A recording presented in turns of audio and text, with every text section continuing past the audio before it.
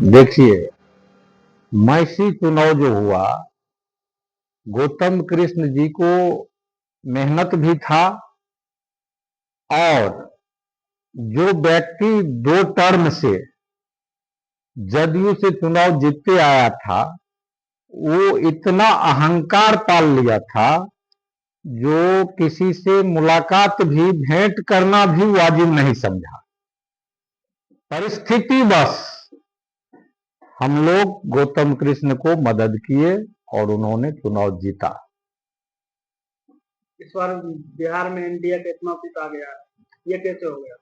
देखिए, बिहार में एनडीए को इतना सीट आने का मतलब है कि जब राजनीति में अहंकार होगा, जो सामाजिक न्याय की दुहाई देने वाले लालू यादव थे, वो सामाजिक न्याय में हर वर्ग को सम्मान देते थे। और जब से बागडोर तेजस्वी प्रसाद यादव के हाथ में आया, तब से लगातार उनके जो सहयोगी दल हो या फिर उनका जो विधायक था, जीते हुए विधायक, उनका जो भाषा था, एक मुन्ना यादव है जो अपने चुनाव हार गए मीनापुर से, मुजफ्फरपुर के। सबसे पहले उन्होंने कहा कि भूरा बाल साफ करो, लोगों में रिएक्शन हुआ। उसके बाद फिर उनका जवाब आता है, ये 10% वाले लोग जो ब्राह्मण हैं, राजपूत हैं, भूमियार हैं, वैश्य है या लाला हैं, वो अब फ्रंट की राजनीति नहीं करेंगे बल्कि बैक की राजनीति करेंगे। तीसरी बात, एक भोजपुरी में गाना चला कि यादव के सरकार ऐतो तक कट्टा चलतो।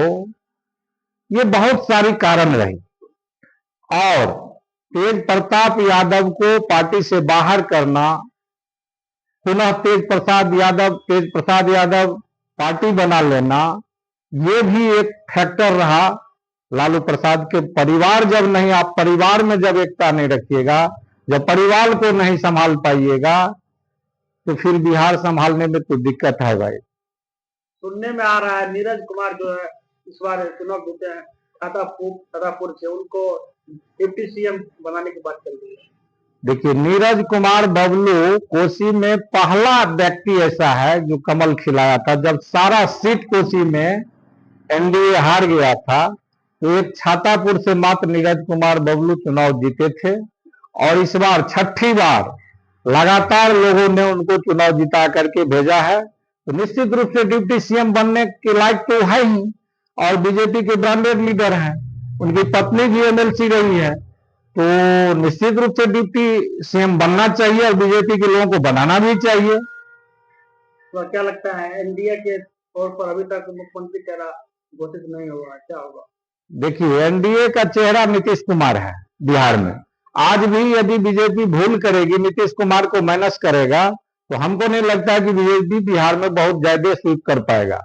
यदि वो 4 सीट या 5 सीट अधिक लेके आया है, 91 सीट साइड लाया है 90 या 91 सीट है बीजेपी का, तो हमको लगता है कि नीतीश कुमार का इसमें बहुत बड़ा योगदान रहा।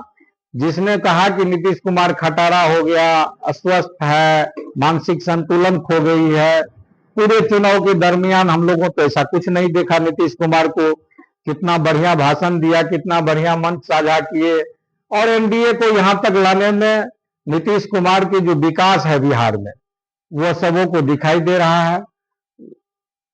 यही बात इस बार लगता है कि निशांत कुमार जी को राजनीतिक मानना चाहिए। निश्चित रूप से, क्योंकि अब नीतीश कुमार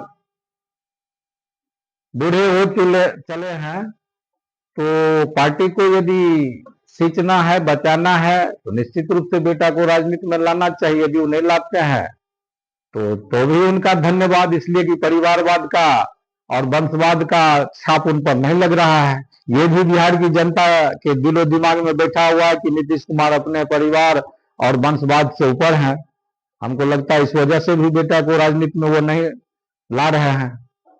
क्या लगता है इस बार जो इंडिया को 200 सीट आया है, इसका कारण क्या है? क्या 10,000 रुपया दिया गया, ये भी कारण? देखिए, 10,000 रुपया दिया गया वो इतना बड़ा कारण नहीं है। बिहार की लोग अमन चैन पसंद करते हैं।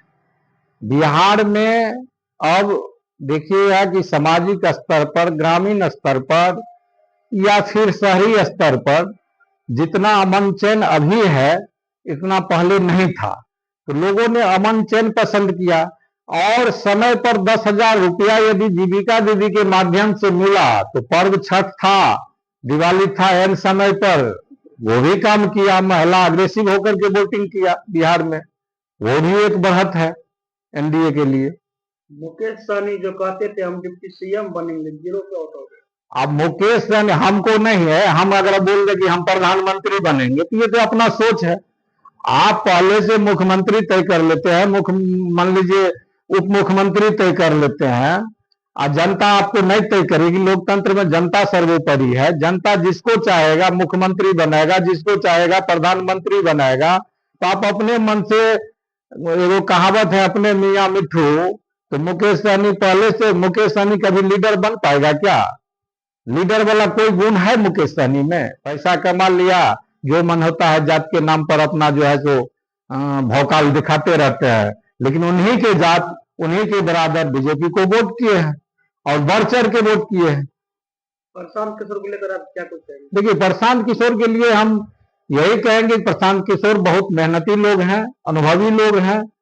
बिहार का लोग पसंद नहीं किया उनको, ये एक अलग सी बात है, लेकिन पढ़े लिखे लोग तो हैं ही निश्चित रूप से। अब अगला राजनीति में देखेंगे प्रशांत किशोर। इस बार चेतन आनंद जी मात्र 12 वोट से।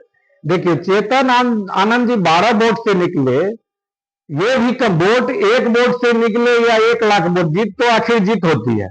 तो चेतन आनंद जी के पिताजी बाहर में है अभी। चुनाव हारने का हम लोग दूर दूर तक कभी सोच भी नहीं रहते कि चेतन आनंद जी चुनाव हार रहे हैं, क्योंकि जब तक आनंद मोहन बाहर है तब तक चुनाव हराना किसी के बस की बात नहीं है, क्योंकि आनंद मोहन जी कोई साधारण चीज है नहीं और हम लोग के तो शिरोमणि हैं। और आज आनंद मोहन के ही बदौलत ये हाल राजद को हुई। जिस समय मनोज झा ने एक कविता पार्लियामेंट में पढ़ा था, ठाकुर की कुआं, याद होगा आप लोगों को। आज देखिए ठाकुर की कुआं में कितना पानी है, जो पी पी के सब कितना बार पिएंगे उसका कोई गारंटी नहीं है। दूसरी बात, आनंद मोहन जी शिवहर से 400 किलोमीटर दूर जाके चुनाव लड़ते हैं। 15 दिन का समय मिलता है उनके पास, 15 दिन के समय में वो चुनाव जीत करके आते हैं। ये बहुत बड़ी बात। क्या नाम हुआ सर आपका? मेरा नाम है राजकुमार सिंह।